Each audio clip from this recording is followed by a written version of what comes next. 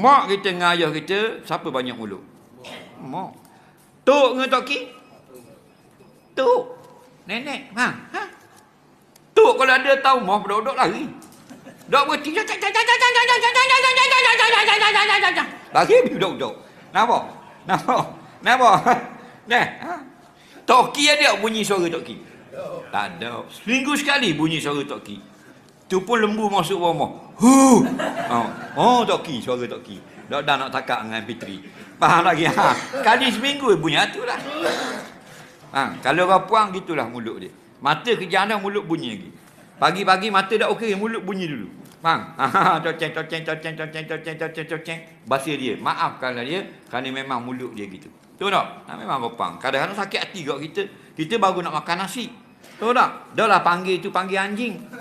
Dia panggil itu anjing ke? Nak makan nasi ke dok? Dok kan anjing. Dok bahasa orang putih. Dok Melayu dia. Anjing tau. Nak makan nasi ke anjing? Nampak tak?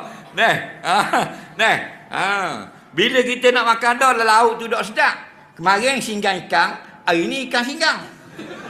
Imun singgah tu, jadi muka tu lelaki baku ni siang muka. Dah? Baru nak surat dah lah dah sedap. Mari ngadu. Hak ni kucingnya berak pas tambau, tahi atau ke tu. Kita Allah tu dah. Dah nak marah tak? Tak boleh marah dah, apa spesial dia. Betul tak? Bini kita. Sebab tu Nabi kata, mudah kenang orang-orang pun, jangan sepak terajang dia. Dengar je lah. Karang mu kenang dia malah karang. Betul tak? Karang. Nampak? Jadi gitu pula.